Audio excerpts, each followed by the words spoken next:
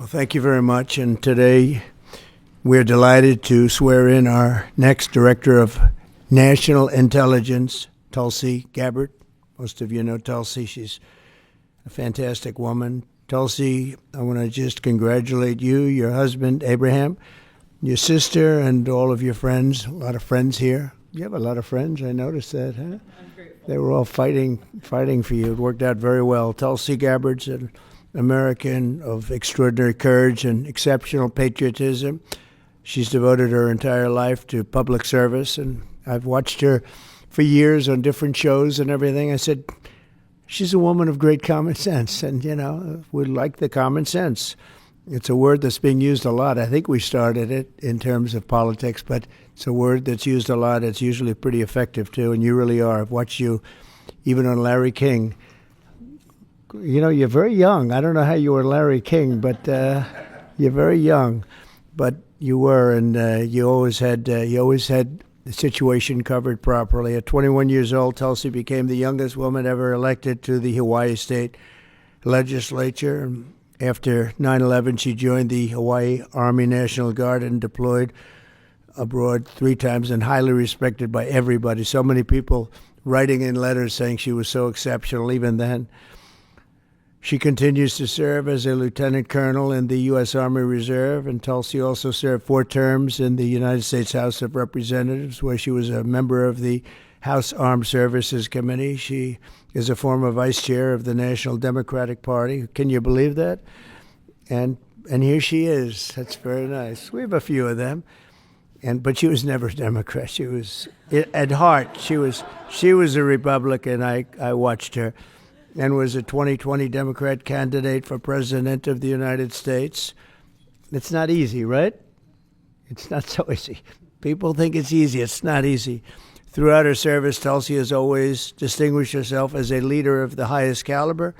She's earned the respect and admiration and love of Americans on both sides of the aisle as her profound commitment to the values that keep us free, and she really does have those values as much as anybody.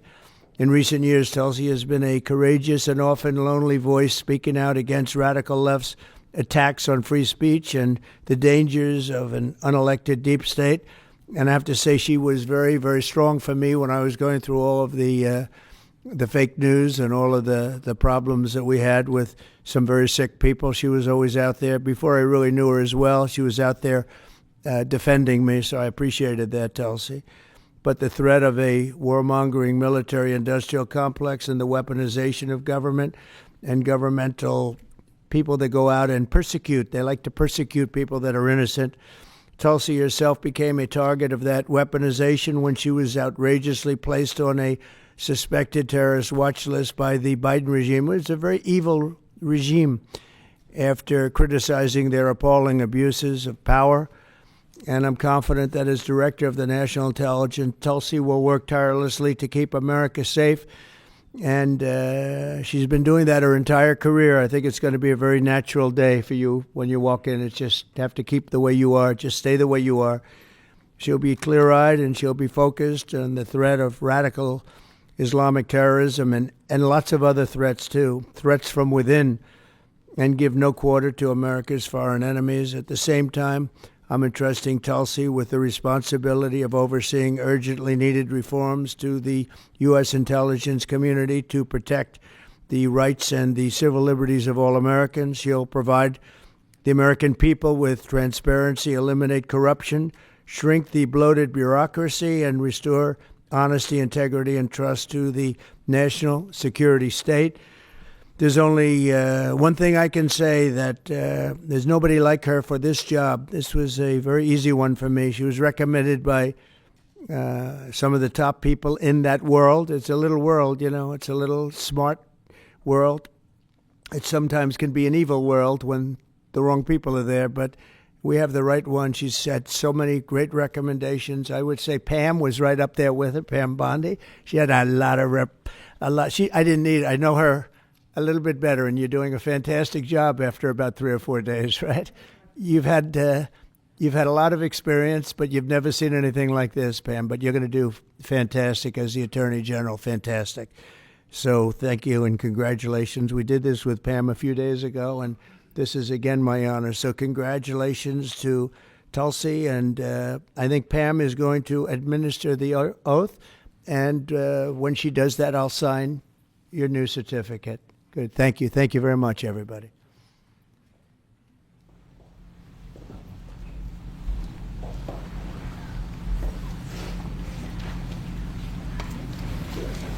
Please place your left hand on the Constitution and raise your right hand and repeat after me. I do solemnly swear I, Tulsi Gabbard, do solemnly swear that I will support and defend the Constitution of the United States that I will support and defend the Constitution of the United States against all enemies, foreign and domestic, against all enemies, foreign and domestic, and that I will bear true faith and allegiance to the same, and that I will bear true faith and allegiance to the same. that I take this obligation freely I take this obligation freely, without any mental reservation without any mental reservation or purpose of evasion, or purpose of evasion, and that I will well and faithfully that I will well and faithfully discharge the duties of the office on which I am about to enter. discharge the duties of the office on which I am about to enter. So help me God. So help me God. Congratulations.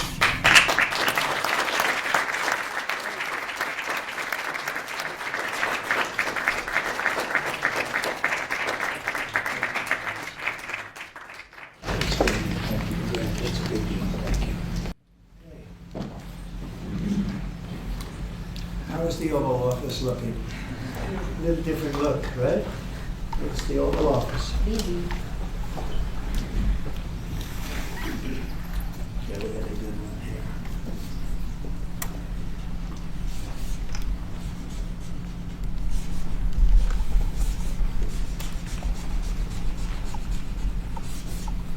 Okay, not bad. Ready? I'll stay up there. Come on over here. There we go.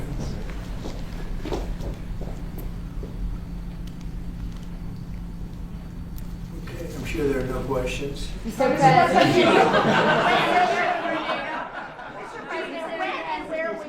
know what, I'd like to have Tulsi say a few words first, and we could answer a couple of questions, okay?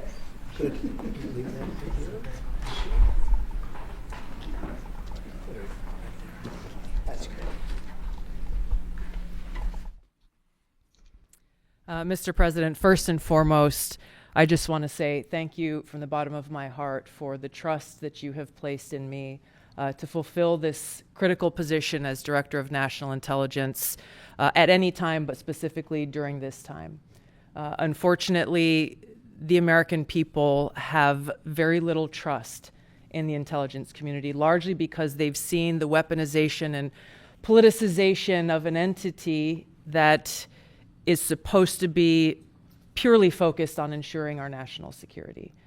So I look forward to being able to help fulfill that mandate that the American people delivered to you very clearly in this election, to refocus our intelligence community by empowering the great patriots who have chosen to serve our country in this way, and focus on ensuring the safety, security, and freedom of the American people. As you've said, Mr. President, this is what I've dedicated my life to, and it is truly humbling to be in this position, to serve in your administration, help to rebuild that trust, and ultimately to keep the American people safe.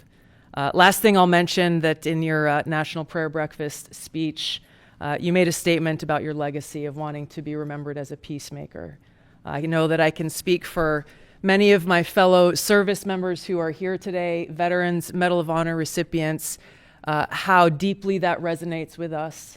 For those who volunteer to put their lives on the line when duty calls, but to have a president and commander-in-chief who recognizes the cost of that sacrifice and ensuring that war is the last resort, not the first. So thank you for your leadership on behalf of my friends here and all who wear the uniform. We're grateful. Thank you. Congratulations. Thank you.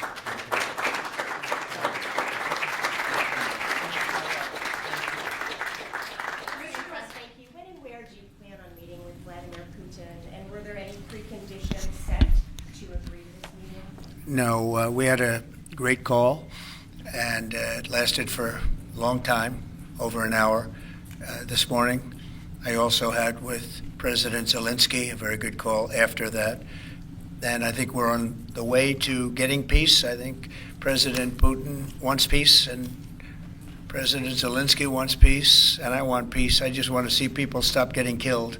We're very far away from that particular war, but that's a vicious war. Probably 1.5 million soldiers killed in a short period of time. I've never seen anything. I have pictures that are, you wouldn't believe it. You wouldn't believe what you have to look at. Young, beautiful soldiers that are just being decimated. And it would be nice to end it immediately.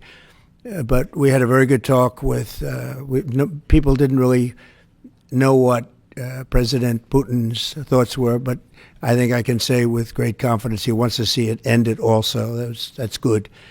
And we're going to work toward getting it ended, and as fast as possible. It's a horrible situation going over. It's flat land, and the bullet goes off, and the only thing it can hit is a body, a human body, a young human body. And they're losing just tremendous numbers of mostly soldiers. Just the cities and towns have been largely demolished. It's a shame what's happened to that country. It would have never happened if I were president. That I can tell you. Would have never happened. It's to look at that. And October 7th would have never happened either, by the way, the Middle East.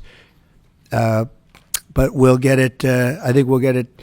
We'll get something done. We're going to be meeting, actually tomorrow they're meeting in Munich, as you know, and we're going to have some other meetings, and I'll be dealing with President Putin largely on the phone, and we ultimately expect to meet. In fact, we expect that he'll come here and I'll go there, and we're going to meet also probably in Saudi Arabia the first time. We'll meet in Saudi Arabia, see if we can get something done. But we want to end that war. That war is a disaster. It's a really bloody, horrible war. Saudi Arabia, the first meeting will happen. I think so. We think we're going to probably meet in Saudi Arabia the first meeting. Hasn't been set, but not too distant future. Did you also be part of that meeting? We both understand, we know the Crown Prince, and I think it'd be a very good place to meet. So it sounds like that would just be a meeting between you and Putin and perhaps the Crown Prince, but not President Zelensky? Probably we'll have a first meeting, and then we'll see what we can do about the second meeting. Did you also commit to go to Ukraine? What about Ukraine? Did you commit to go to Ukraine? No, I haven't. I haven't committed to go to Ukraine. I would think about going. Yeah, I'd think about it. No problem. You say today, Mr. President, that they received your vision. What is your plan to end this war? Like today, Secretary. Well, I'm not going to tell you my plan. I can just tell you we've made a lot of progress. This should have been done by Biden, not by me, because this has been going on for now a long time, years. And it should have been done by Biden. Just like the young gentleman that I brought home yesterday after 2 weeks. We worked on it for 2 weeks. He was a fine man, and he was in there for 3.5, almost 4 years, and they weren't able to do a thing, and I got him out. And as you know, I didn't pay $6 billion. I didn't pay anything. We did a trade, and we did a good job. We got him out in 2 weeks. It should have been out years ago. Really should have been out years ago. Oppose NATO membership for Ukraine? I don't think it's practical to have it, personally. I know that our new Secretary of Defense, who's excellent, Pete, made a statement today saying that he thinks it's unlikely or impractical. I think probably that's true. I think long before President Putin, they said there's no way they'd allow that. This has been going on for many, many years. They've been saying that for a long time, that Ukraine cannot go into NATO. And I'm okay with that. I just want the war, whether they are or they're not.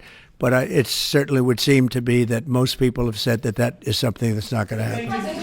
Are you freezing out President Zelensky of this process a bit? Isn't there a danger of that? No, I don't think so. As long as he's there, but at some point you're going to have elections too. You're going to have an election. He says he wants security assurances, Mr. President. What does that look like? In terms of what?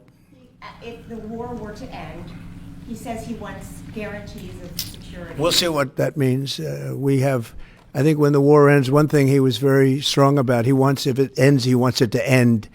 And that's President Putin said that. He wants it to end. He doesn't want to end it and then go back to fighting 6 months later.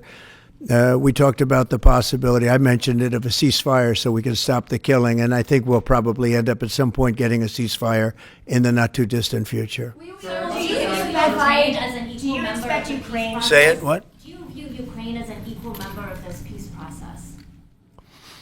It's an interesting question. I think they have to make peace.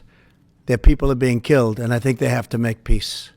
We will Do you- continue to do you- I said that was not a good war to go into, and I think they have to make peace. That's what I think. Mr. Why did you- President, why did you decide to talk provide to support to Ukraine? Would you support Zelensky ceding territory or exchanging territory in any agreement to end the war?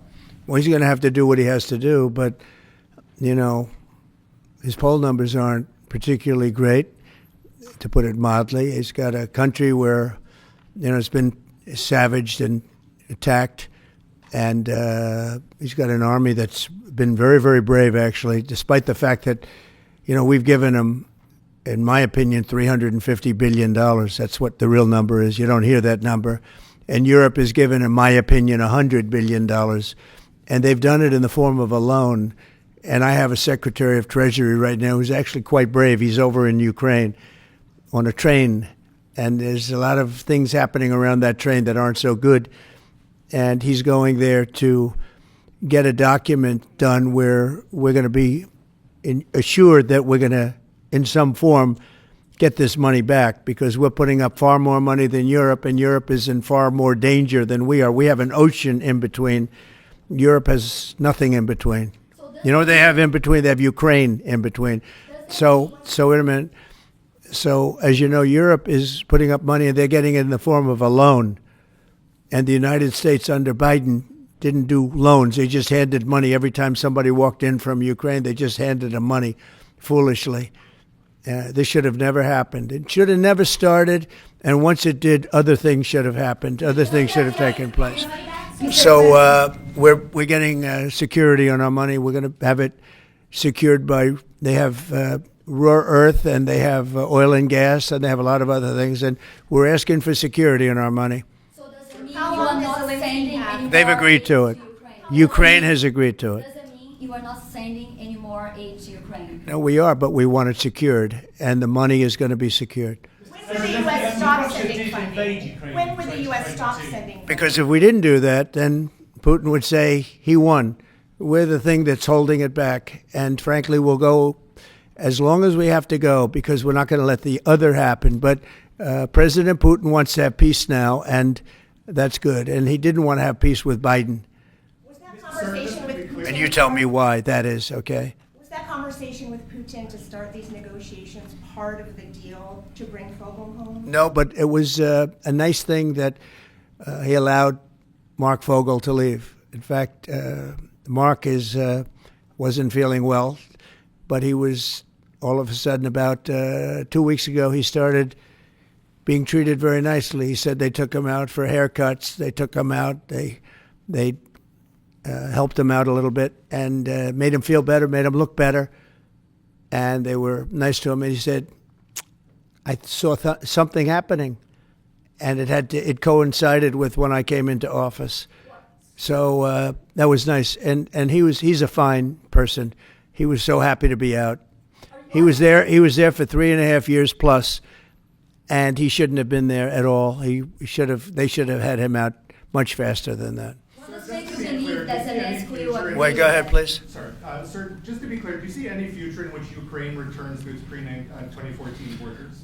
Well, I think Pete said today that that's unlikely, right? It certainly would seem to be unlikely. They took a lot of land, and they fought for that land, and they lost a lot of soldiers. But it would just seem to me, and I'm not making an opinion on it, but I've read a lot on it, and a lot of people think that that's unlikely. Some of it will come back. I think some of it will come back. Yeah, some of that land will come back. Who are you with? Me, Yeah. AFP. You who? AFP, Agence France Presse. Okay. I just wanted to ask you, the things that the Secretary of Defence was talking about the 2014 borders and the lack of NATO membership. Ultimately, these are both demands that Russia has made in the past. Is there not a danger of handing Russia a kind of win on this? And what Well- do you believe Zelensky will Well, I think that if you look at the war, the way the war is going, you'll have to make your own determination. I'm just here to try and get peace. I don't care so much about anything other than I want to stop having millions of people killed. Last night, Kiev got hit very, very hard.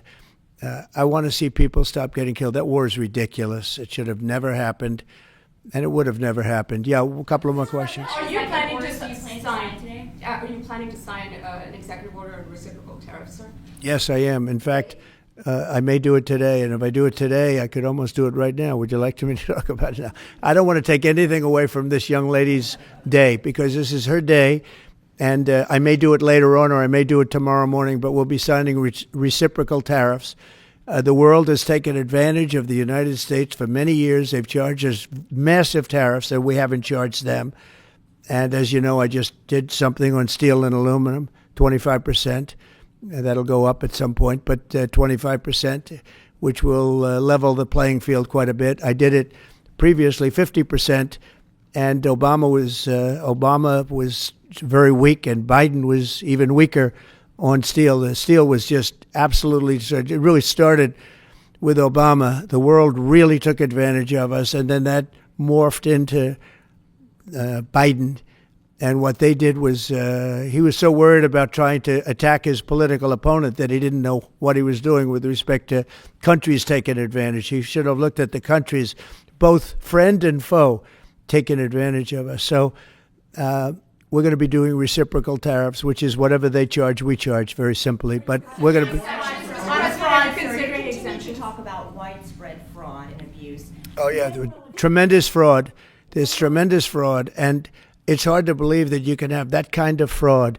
You're talking about are you talking about what? Wait. Which are you talking? You're talking about with regard to all of the investigations that are going on about this stupidity. What we're going to do is tomorrow I'm having a news conference. I'm going to read to you some of the names that hundreds of millions and even billions of dollars have been given to. And if you tell me that we should be giving money to those things, those entities, I think you'll probably have to leave as a reporter because you're not very talented. When you look at the kind of money, billions and billions of dollars being thrown away illegally, and there's no chance. I mean, I say it in front of our Attorney General, there's no chance that there's not kickbacks or something going on. When you give millions and millions of dollars to somebody that stands to look at something for 15 minutes and walks away with millions of dollars, that money's coming back in some form. And that's only one form of corruption. The biggest thing is what they do to our country. They're taking massive amounts of money and spending it on items. I went through a list of 200 expenditures that were made, and I found 3 that looked like they were reasonable. Okay, 3. And we'll be talking about that tomorrow. We have a lot of stuff. And I want to commend Elon because he's done he doesn't need this. He's abused by you people every day. He's found more things than anybody could find. I think he's got the credibility to do it. I know he does. And it's his group of people. They started off with 12. I call them 12 geniuses. They started off with 12, and they went to 20 and 25, and now they're up to almost 100. People are joining to help them because there's a massive fraud that's taken place. And then you have judges that are activists, and they sit there and they say, as an example, $59 million going to a little small group in New York City. You get nothing going to North Carolina to help nothing. They say, we don't have any money because they've given it away on the border. But you have nothing. What they did to North Carolina is a shame. And then they sent $59 million to New York City for a hotel for a little bit of nothing. What they've done, a hotel that was not luxury, that's getting luxury rates for migrants, where they're making a fortune, and we catch them. But a judge says, well, even though it may be a fraud, you have to send the money in anyway. Send the money. I said, wait a minute. We have money that shouldn't go because we caught it before it was sent out, but they want the money to go anyway. And I I think you're going to have a lot of things to look at, Pam. I really do. What's going on with this whole thing? And this is just one group. We haven't talked about Department of Education. We haven't talked about the military. We haven't talked about a lot of things that are very big. And what's happened is, as an example, you'll have cases where you have a 3-month contract, and maybe the guy that signs the contract leaves. Maybe he gets rich.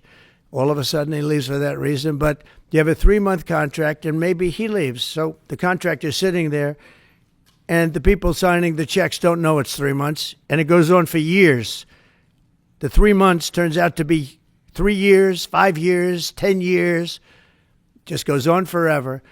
And the guy on the other side of the contract just keeps getting check after check after check, because Elon had an expression yesterday, because nobody cares. It's a great expression. Nobody cares. The guy that signed the contract didn't care. Maybe there, may not be there, maybe crooked, who knows. But you have to care. Otherwise, you can't really run a thing like that, or you can't run a country, really, because there's so many transactions, thousands and thousands of transactions.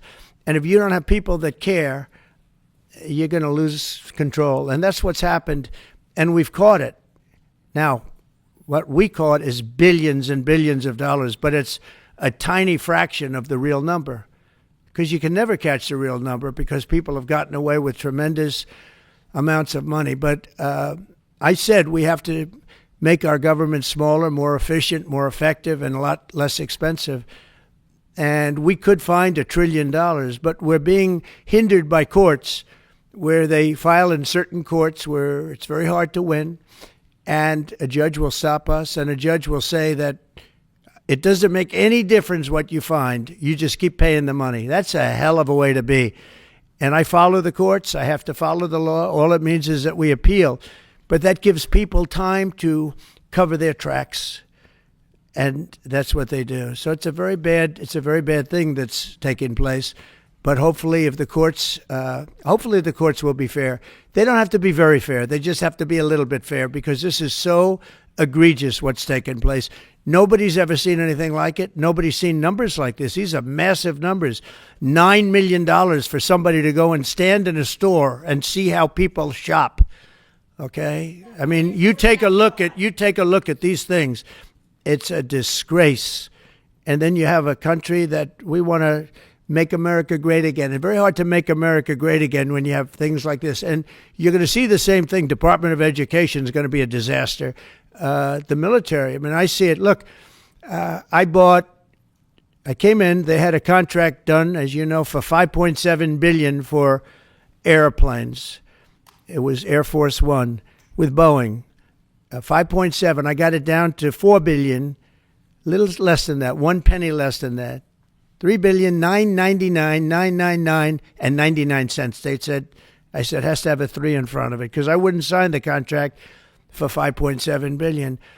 I was able to cut $1.7 billion off the price, and it didn't take me long. $1.7 billion.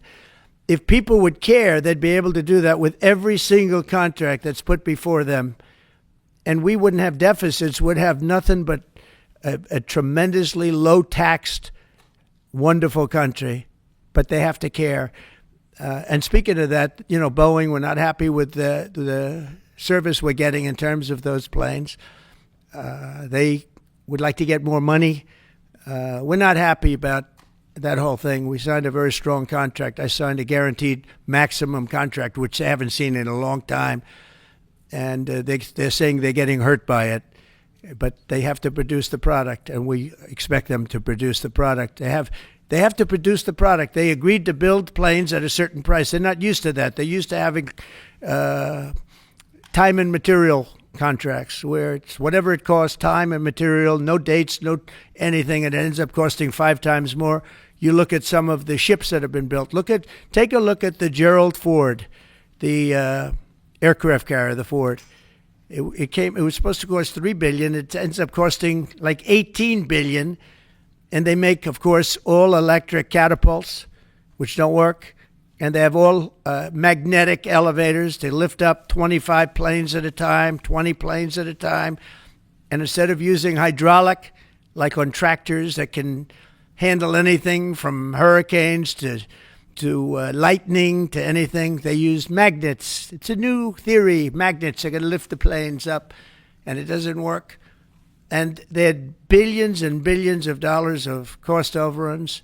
I met the architect. I said, have you designed a ship before? This is one of the biggest ships in the world. It's like landing at LaGuardia Airport.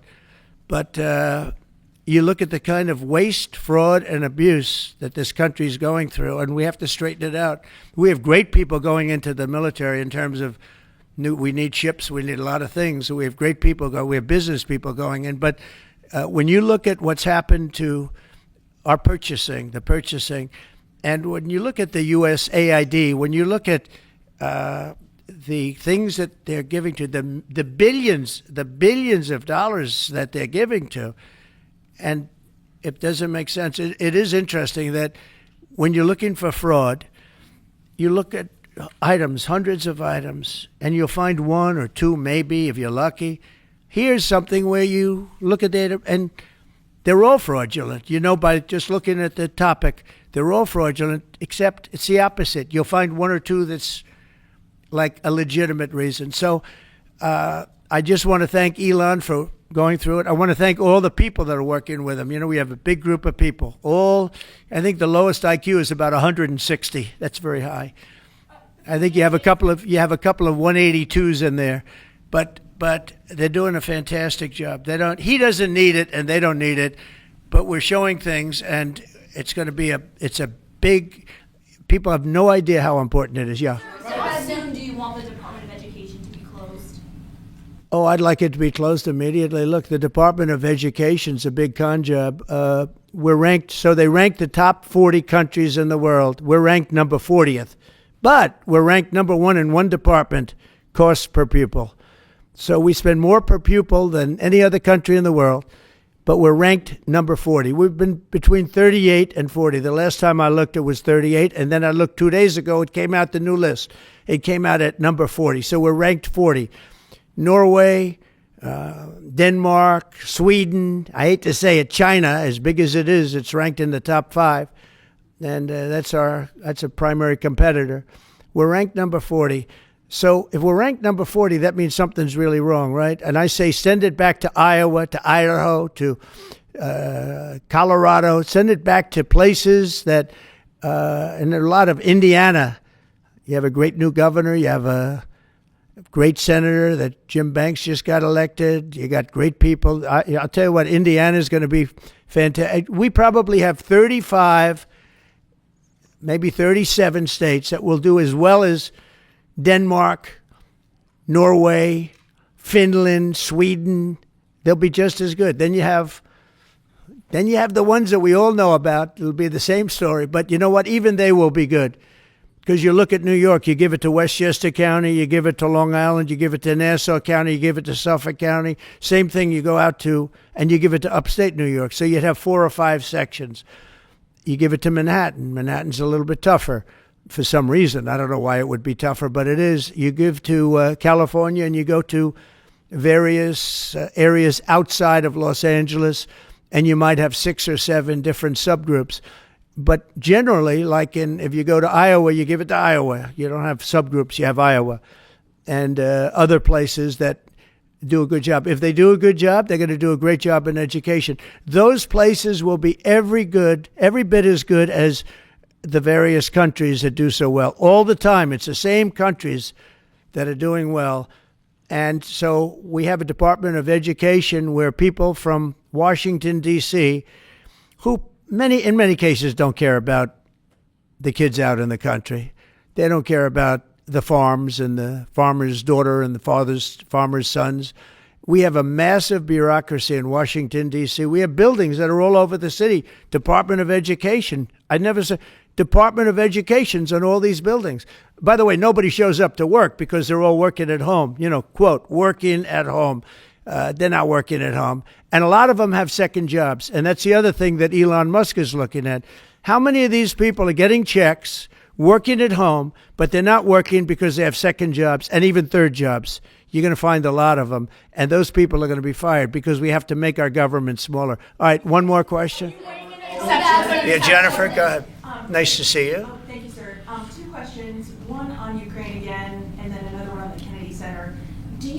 that as far as your negotiating tactics go, did Pete Hegseth take away some of your negotiating abilities with Putin by taking Ukraine's sovereign integrity off the table, by taking... No, I haven't done that. I'm backing Ukraine. I'm backing Ukraine. Don't say that. I'm approving, but I do want security for our money. You know, Europe is getting security. You know that, right? They're giving their money in the form of a loan. Nobody knows that. And why are we at 350 billion and Europe, which doesn't separate with an ocean like we do, we have a little thing called an ocean in between. Why is it that Europe is paying 200 billion less than us to help Ukraine? Very similar size. If you add up all the European countries, it's a little bit smaller than the U.S. in terms of the economy.